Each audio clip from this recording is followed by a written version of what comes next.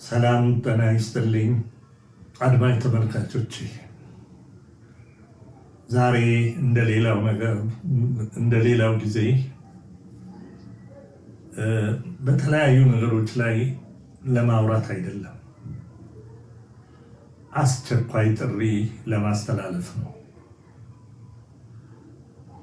ሰፊው የኢትዮጵያ ሕዝብ ሆይ፣ በአገርም በውጭም ያላችሁ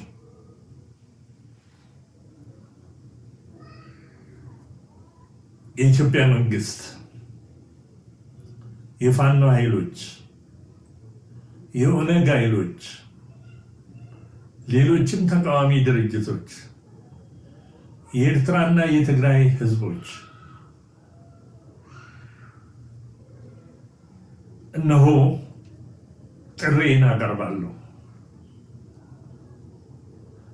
ኢትዮጵያ ከመቼውም ጊዜ በላይ በአሁኑ ሰዓት ፈተና ላይ ነው ያለችው። ይህን ፈተና እናንተ ፖለቲከኞች ልትገነዘቡልን አልቻላችሁ። ወያኔና ሻዕቢያ ከአልቡርሃን ጦር ጋር በመተባበር በግብፅ አስተባባሪነት ኢትዮጵያን ለማፍረስ ከፍተኛ እቅድ ላይ ናቸው።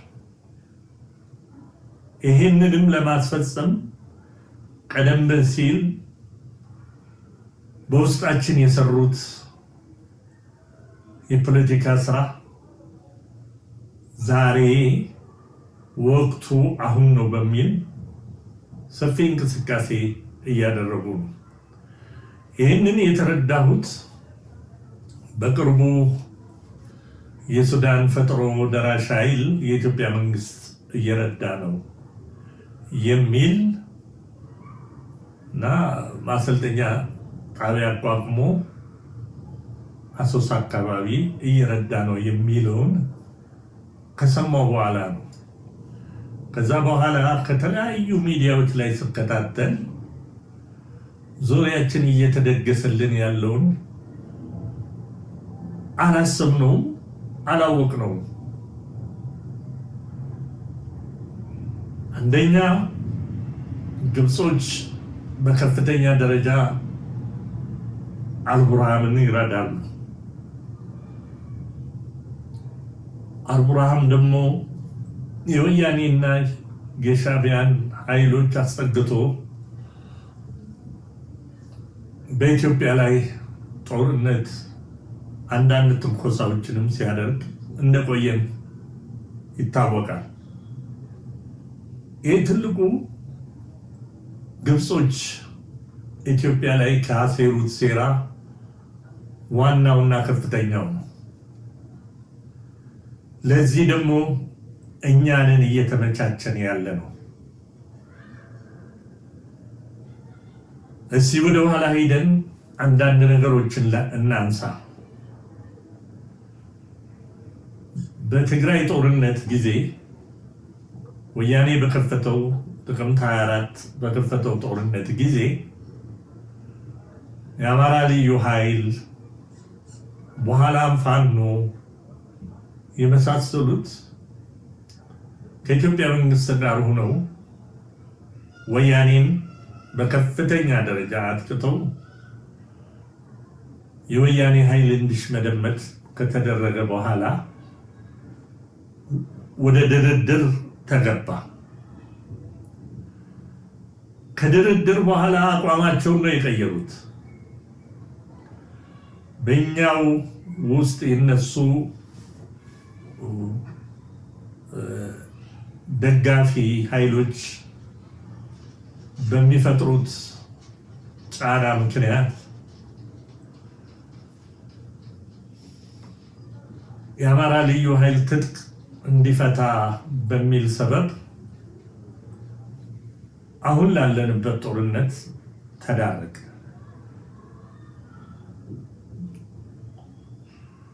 ይህ ጦርነት ሁለት መልክ አለው። አንድም የኢትዮጵያን የመከላከያ ኃይል ለማዳከም፣ ሁለተኛ የአማራን ኃይል ለማዳከም ከዛ በቀላሉ ሁለት ፍሪዳ ያገኙ እንስሳዎች እንደሚጋጩ እርስ በራሳቸው እኔ ልብላ አንተ ልብላ በሚያደርጉት ጦርነት መካከል ወይ ጆፌ አሞራ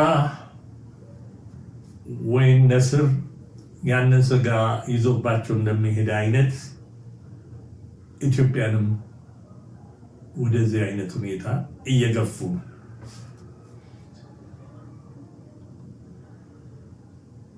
አንደኛ ከማንም የበለጠ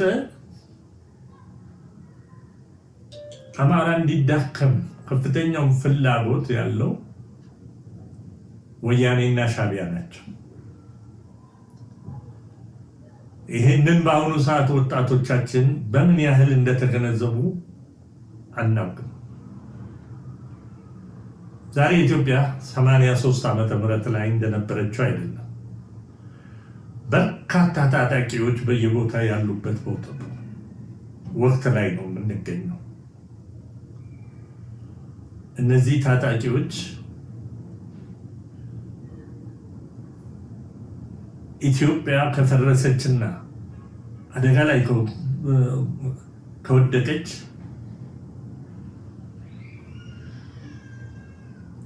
ህዝቡ መካከል ሰላም እንዲፈጠር የሚያደርጉት ነገር የላቸው። ምናልባት በስሜት ስለምንነዳ አልተገነዘብነውም፣ ልንገነዘበውም አልቻልንም እንጂ 83 ላይ መንግስትና ያው የወያኔ ኃይል የሻዕቢያ ኃይል ነበር ትጥቅ የያዙት። ከዛ ባለፈ የአካባቢ ሚሊሻ ነው መሳሪያ የያዘው።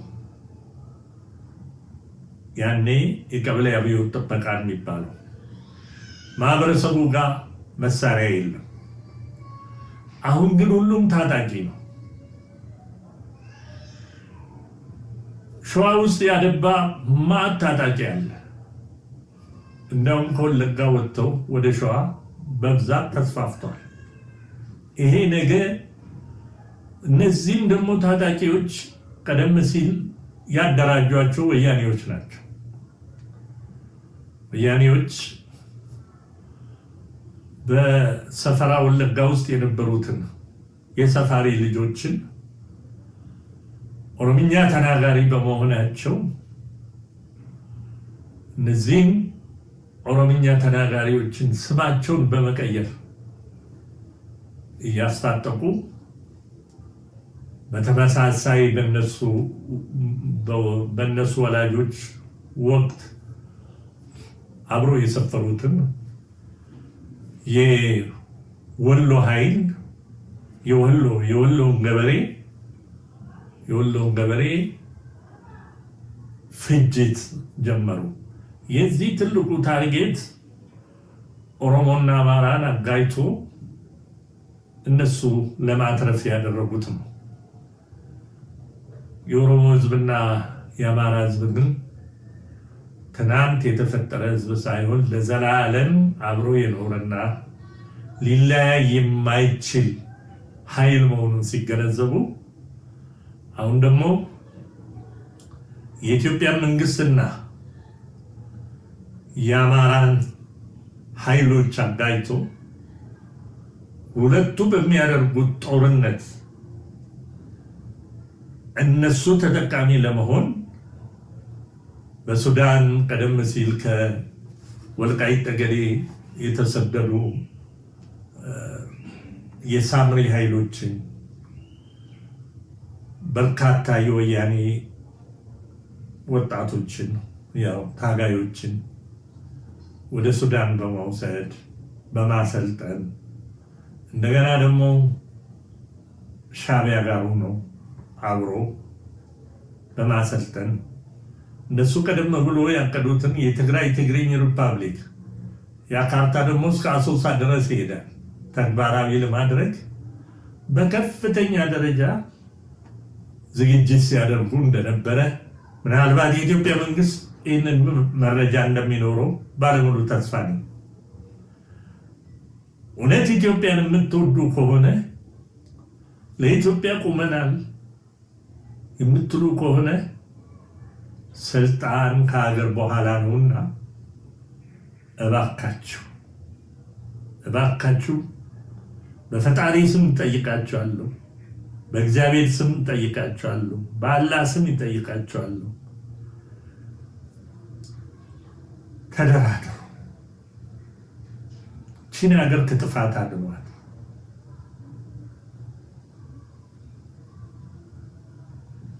እኔ ቀሪ ዕድሜ ትንሽ ነው፣ በእንቅፋትም ሊሄድ ይችላል። የዚህችን ሀገር መፍረስ ግን በቁሜ ፈጣሪ እንዲያሳየኝም አልሻም።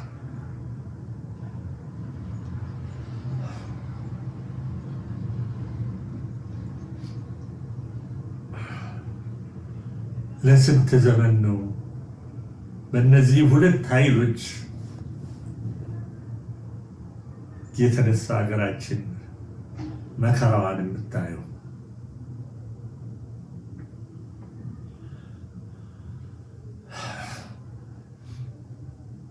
በጣም አዝናለሁ።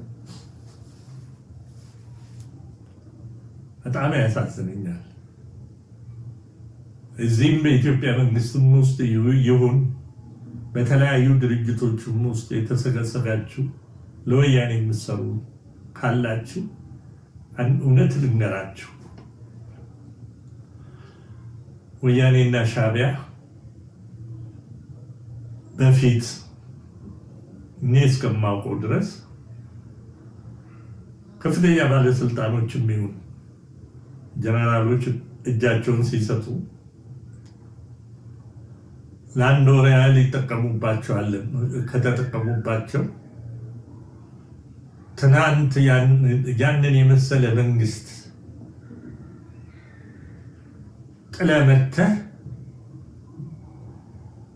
ለእኛ ትሆናለህ ብለን አንገምትም ብለው መጨረሻ ሲያጠፏቸው ሲጫወቱባቸው እንደነበሩ እናውቃለን።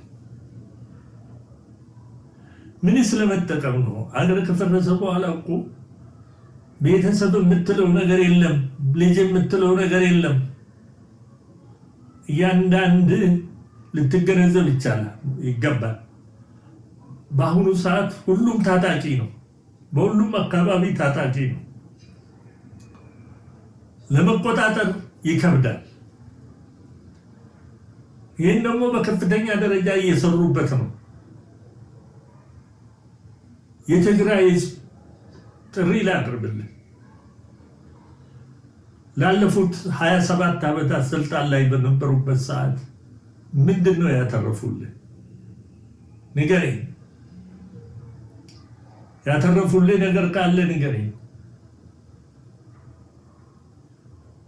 በችግርም ቢሆን ተሰደ አዲስ አበባ ነው በብዛት የምትኖረው፣ ኢትዮጵያ ውስጥ ነው የምትኖረው። ለምን ሰላም ይነሱሃል? ለምን ተደራጅተህ እንትን ብለህ ኧረ ይብቃችሁ ለምን አትልም? ሌላው የኤርትራ ህዝብ ነው። የኤርትራ ህዝብ ያልተሰደደበት ሀገር የለም። በባህር በየቀኑ የሚያልቀው የኤርትራ ወጣት ነው። ኢትዮጵያ ውስጥ በከፍተኛ ደረጃ በስደት እየኖረ ነው። በሌሎች ሀገሮችም አፍሪካ ሀገሮችም አውሮፓም አሜሪካም በየቦታው የኤርትራ ህዝብ ተሰዶ ነው ያለው። ምንድነው የጠቀሙት እነዚህ ኃይሎች? ለምንስ የእነሱን አጃቢ እንሆናለን?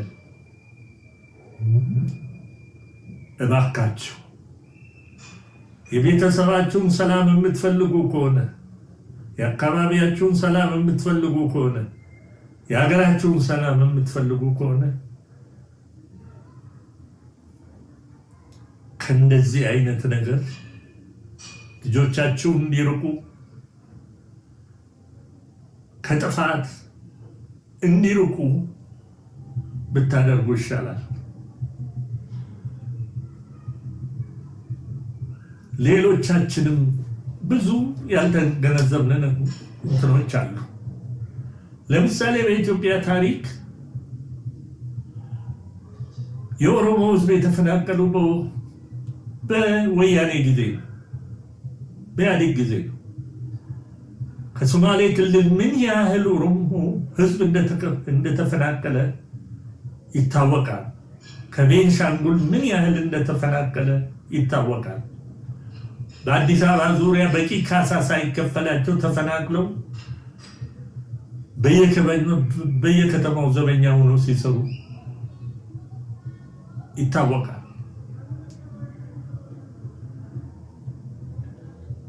ምሁራን ነን የምንለው ግን ለአፈናቃዩ ስናጨበጭብ ነው የምንታየው። ባልኖርንበት ታሪክ ተወጥረን ነው ሁል ጊዜ የምንታየው። ከማንም በላይ ደግሞ ኦሮሞና ኦሮሞን እርስ በራሱ እንዲጋደል እንዲፋጭ ያደረገው ኢህአዴግ ነው። ከሁሉም በላይ ይሄ አሁን ካለው መንግስት በፊት በየእስር ቤቱ በከፍተኛ ደረጃ የነበሩት ኦሮሞዎች ናቸው። ዛሬ ይህንን ረስተን ዳር ቁመን የሀገራችንን መፍረስ የምናይ ከሆነ በጣም በጣም በጣም ያሳዝናል። ዛሬ የትኛውም ህዝብ ከየትኛው ለማለያየት የሚቻልበት ዘመን የለም፣ አይደለም።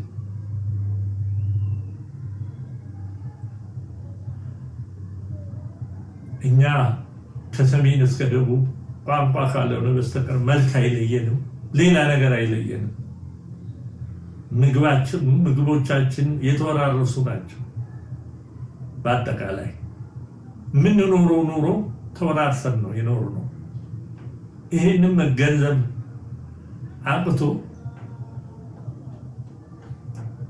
ዛሬ በሚያሳዝን መልኩ አንዳንዶቹ ሌላ ስሜት ውስጥ ሲገቡ ሰማል። ያሳዝናል። በየትኛውም ስርዓት ውስጥ እኮ ኦሮሞ ኢትዮጵያን ከገነቡ ኃይሎች አንዱ ነው።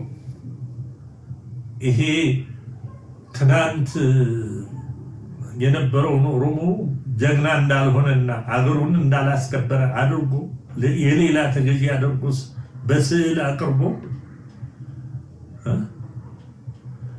የኢትዮጵያ የኦሮሞ ሕዝብ ልክ የበታች እንደሆነ አድርጎ አቅርቦ ስዕል አቅርቦ ሀገርን ለማፍረስ መጣ። እጅግ በጣም ያሳዝናል። የኦሮሞ ሕዝብ ጀግና ሕዝብ ነው። አድዋም ላይ በየትኛውም ቦታ ላይ ለሀገሩ የተከፈለው መስዋዕትነት እንዲህ ቀላል ነገር አይደለም።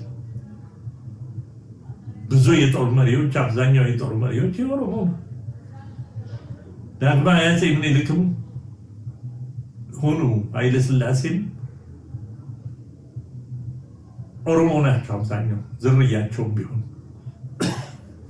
መንግስቱ ኃይለማርያምም ኦሮሞ ናቸው።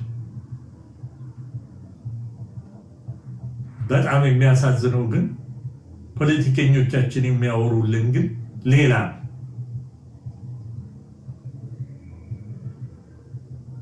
ወለጋን እንኳን ብንወስድ ለዘመናት የገዙት የበከሬ ዘሮች ናቸው። ቆሮ የሚባል የአገዛዝ ሲስተም በመዘርጋት ወለጋን ሲገዙ የነበሩት የበከሬ ዘሮች ናቸው። ይሄ በአሁኑ ወጣት ምናልባት ላይታወቅ ይችላል። እስከ 66 ዓመተ ምህረት 67 ዓመተ ምህረት ድረስ ቆሮዎች ናቸው አካባቢያቸውን የሚገዙት። አብዛኛው የበከሬ ዘሮች ናቸው። የእነዚህ የበከሬ ልጆች ናቸው ተምረው የተለያየ የፖለቲካ ድርጅት አቋቁመው እንትን ያደረጉት። የወለጋ ገበሬ ግን ከደርግ በኋላ ነው ልጁን ሃይስኩል እየላከ ማስተማር የጀመረው። እስከ 6ኛ እንኳን የተማረ የገበሬ ልጅ ውስን ነው። እስከ መቼ ሀገራችን የገዛ ቀያችንን ሰላም እነሳለን? እናውቃለን።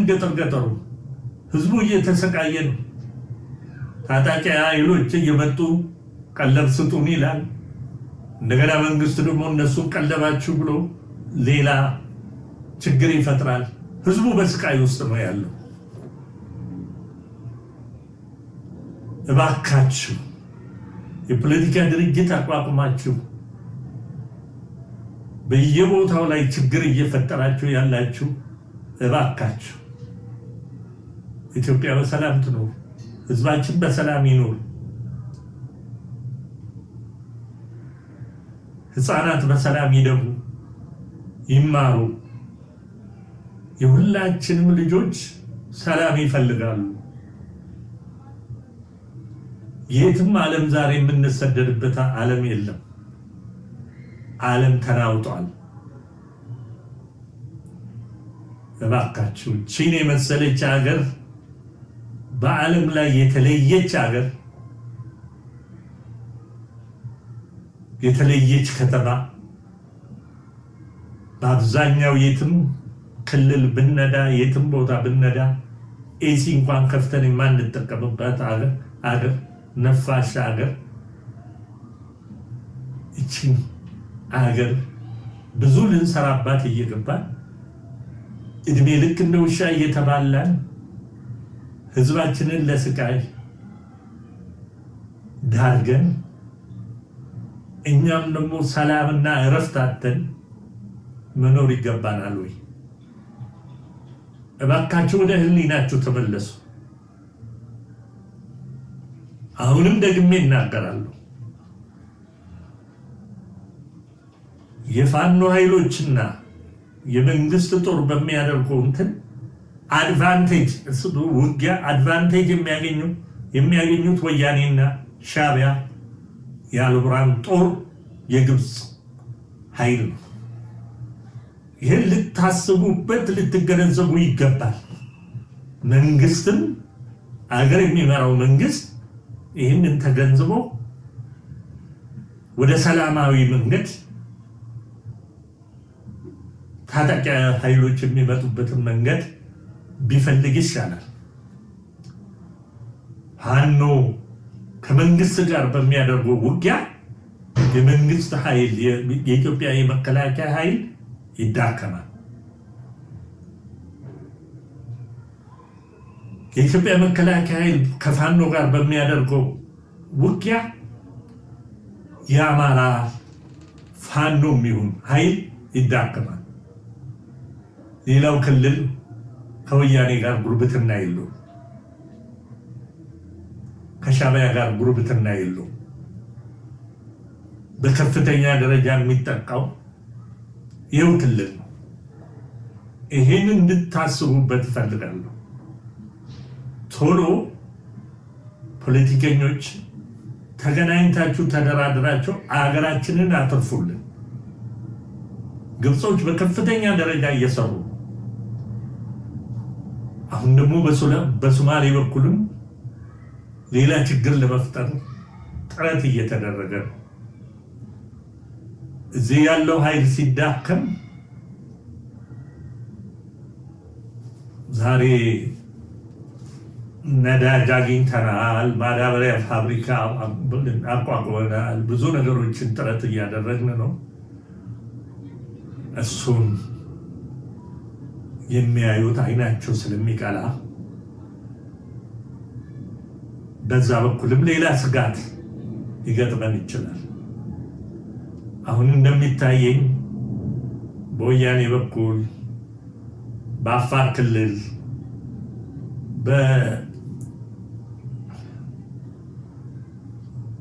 በራያ በወልቃይት ጠገዴ ከተሳካላቸው እናንተ ካላቸው አካባቢውን አልቡርሃን የሚቆጣጠርበት አቅጣጫ ከሆነ ወደ ህዳሴ ግድብም ለመሄድ እቅድ ያላቸው ይመስለኛል። ከአንዳንድ ሚዲያዎች አጠቃላይ ከምሰማው ነገር ነው። እኔ መረጃ ሰው አይደለሁም። ነገር የአካባቢዬን የፖለቲካ ሁኔታ የመገንዘብ ችሎታው አለ። ይህን ላስገነዝባችሁ ፈልጋለሁ። የኢትዮጵያ የንግድ ማህበረሰብ እንድትረዳ የምፈልገው መነገድ የሚቻለው ሀገር ሰላም ሲሆን ነው።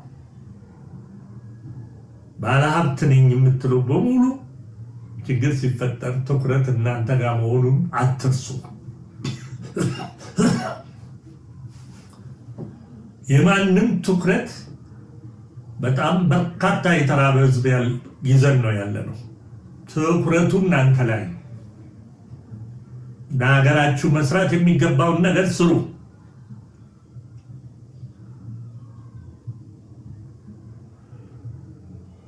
ማንም ተሰዶ የሄደበት ሀገር እንኳን እኔ አሜሪካዊ ነኝ እያለ 30 ጊዜ የሚያወራው እኛ ለዘመናት ከቅድመ አያት ጀምረን ይዘን የኖርናትን ሀገር ለመጥራት እንኳን የምናፍር ዜጎች ማፍራታችን በጣም ነው የሚያሳዝነኝ። እጅግ ነው የሚያንገበግበኝ።